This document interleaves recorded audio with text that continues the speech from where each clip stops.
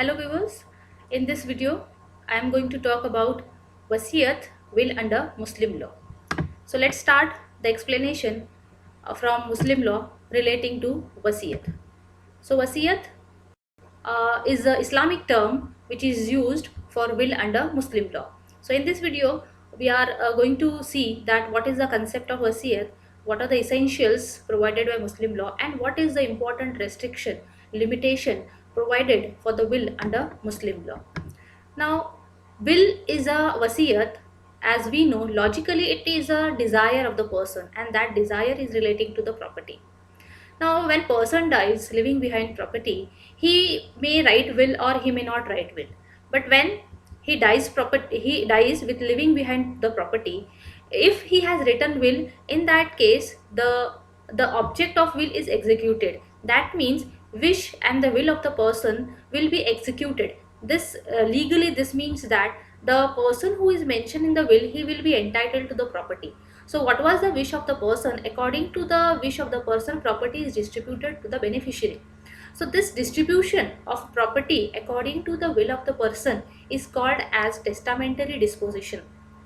But if in any case person dies without making will, there is no will behind for the property. In that case, the property of the owner is distributed by law of inheritance, that is by succession.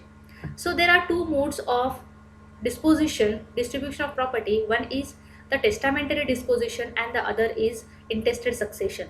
So when there is a property and if the property is left by the testator, by the person, then he may write will. According to will, the property is distributed, or in absence of will, it is intestate succession is applicable for the distribution of property.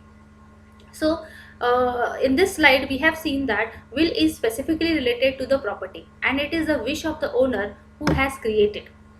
So Muslim law is talking about testament is providing testamentary disposition as well as intestate succession. These two terms are explained in will. Now will is the wish of the person and that wish is relating to distribution of property. So a Muslim may write any share, Muslim may write any person as a beneficiary in the will. So will is the declaration, will is the intention, and that intention is specifically relating to the property. That property must belong to the testator. When person dies, that will is executed. That means it is distributed.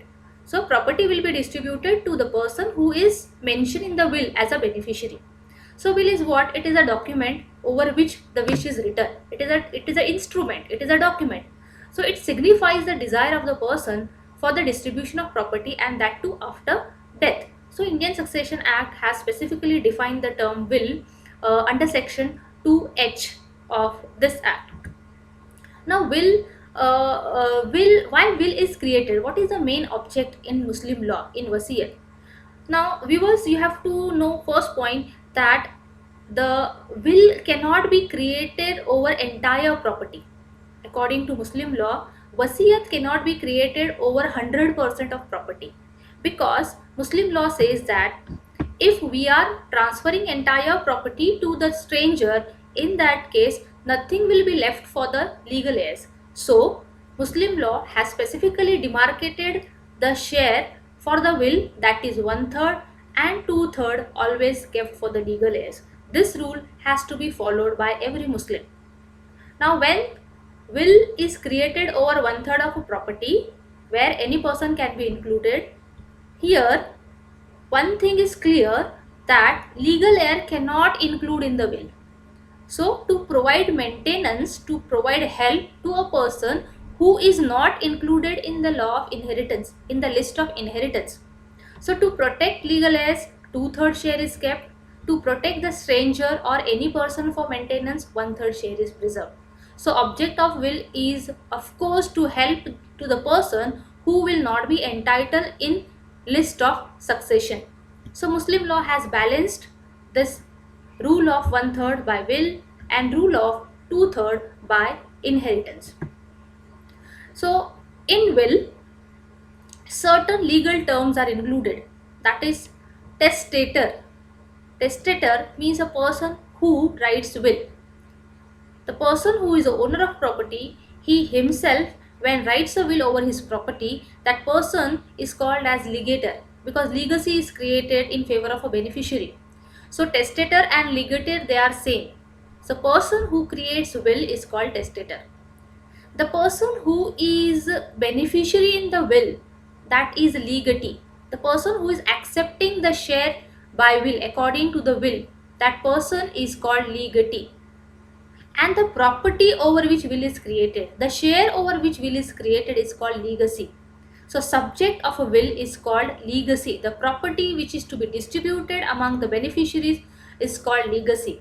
So three terms: legator or testator, legatee and legacy. These are the terms related to will.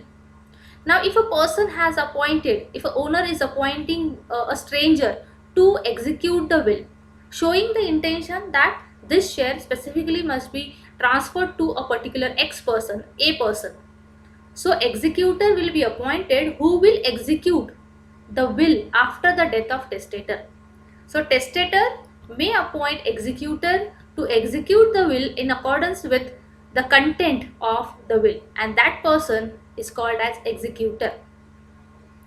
One more concept which everyone must understand about will, that is called as codicil. Codicil is the supplement, it is the document which is supplemented to the main will.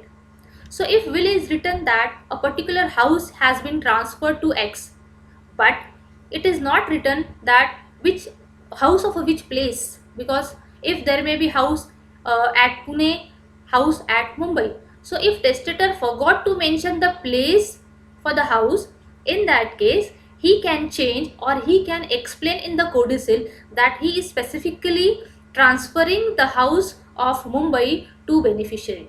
So codicil is an instrument made in relation to, in explanation with the main will. So it is a part of a will. There are four essentials of will. First is the person who is creating, that is qualification of the testator, the person who is accepting, the beneficiary, that is legatee, and the property over which the will is created. And the last one is limitation. What is the restriction according to Muslim law? The testator is a person who creates will. He must be Muslim because it is wasiyat and we are studying Muslim law. So a Muslim who is major, who understands, who is sound mind, can create will. According to Muslim law, age of majority is 15 years, but that is not applicable for the creation of will. So Indian Majority Act, age of 18 years will be applicable for Muslim, Indian Muslim. According to Muslim law, any person who is major, sound mind, can create will according to the rules provided by Muslim law. He must be owner of a property. He must have full capacity to transfer the property. So there should be full capacity. He must be absolute owner of property, and voluntarily with free consent he has created the will. So he should be lawful owner. He should be made it voluntarily with free consent. If the testator executes the will before attempting suicide, then also that will is called as valid will according to Sunni law. Second essential is legatee, the beneficiary who is accepting the property. So beneficiary, the legatee who is accepting the property through will, can be anyone. Can be Muslim, can be non-Muslim, can be major, can be minor person, can be sound mind, can be unsound mind, can be anyone. The only thing is that he must be or she must be in existence, because he or she should have accepted the gift or the property through will. So any person who is having capacity to accept the property can be legatee. That person can be anyone. Only condition is that he must be or she must be in existence. One exception is added to this rule, that if the will is created over a person who is in the womb.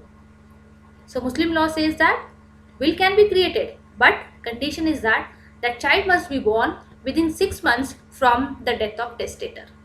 Then only that will be valid, otherwise not. If the beneficiary has committed murder of a testator, in that case he will be disqualified, even though he is a beneficiary, but he will be disqualified. So this is all about legality. Third essential is subject matter. Subject matter always property in the will, because will is always related with the property, so subject matter is property. So property can be movable property, can be immovable property, can be corporeal property, can be incorporeal property. It can be corpus or it can be usufruct. Corpus means property, actual property having physical existence. For example, building is a corpus. So will can be created over corpus as well as usufruct. Usufruct means benefit, income of corpus.